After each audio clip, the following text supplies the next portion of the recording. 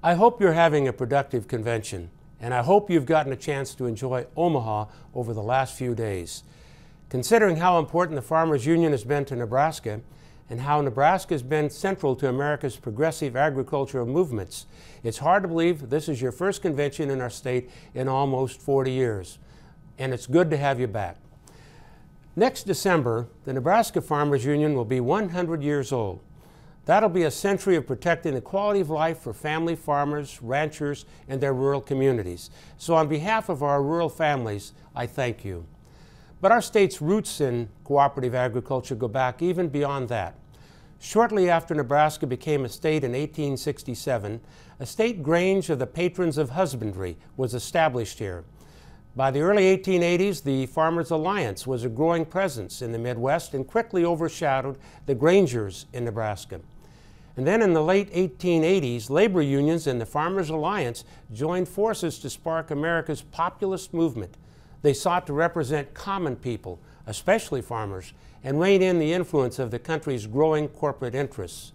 And on July 4, 1892, the founding convention of the Populist Party, or the People's Party, was held just up the road from here in Omaha.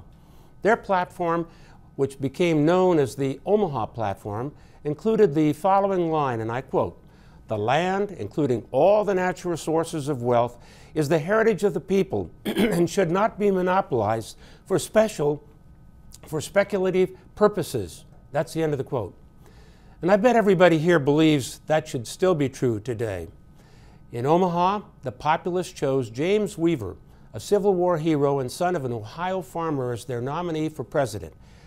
Weaver came in a distant third to Grover Cleveland and Benjamin Harrison, but he did win the popular vote in 5 of the 44 states, making him the most successful third-party candidate for president by that point in American history.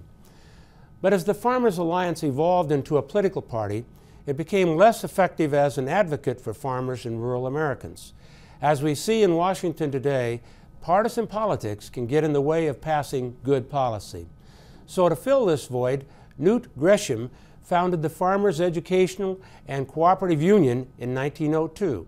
This new National Farmers Union was to build on the ideals of the Farmers Alliance, but avoided the partisan politics which ultimately destroyed earlier farmer organizations.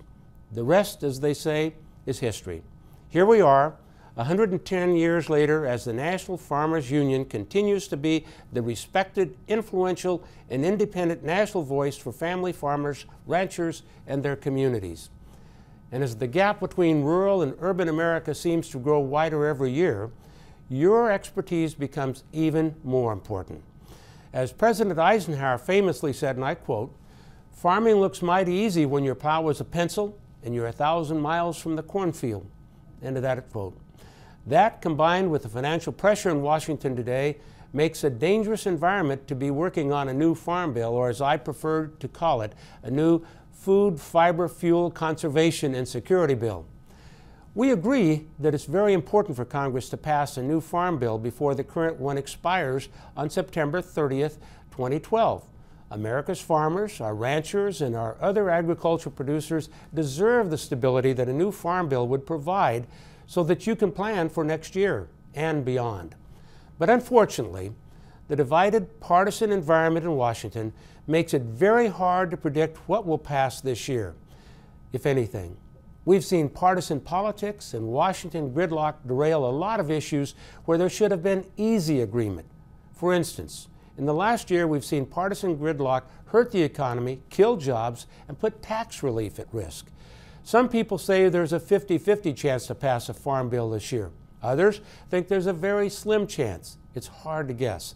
But what is clear is that federal budgets will continue and cuts could be deeper in 2013 than in 2012. So my preference is to get the farm bill in place this year to create certainty for farmers and ranchers and protect our agricultural economy. While I absolutely agree we need to make real contributions to reducing the deficit, it's got to be done without weakening the safety net our farmers need, which I believe some of the numbers proposed last year would do. Budget cuts must be fair and they must be smart. I have 5 top priorities for the Farm Bill.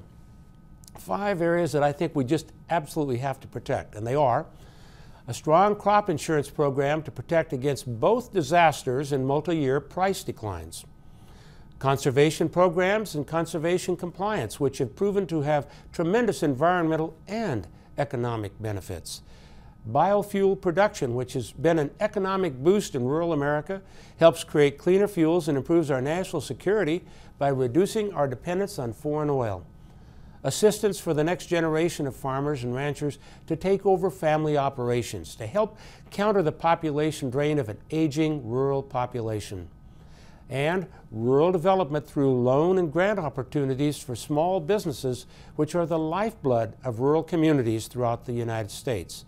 Now, we're going to need National Farmers Union and all of the state farmers unions too to make clear to your members of Congress just how important this food, fuel, fiber conservation and security bill will be.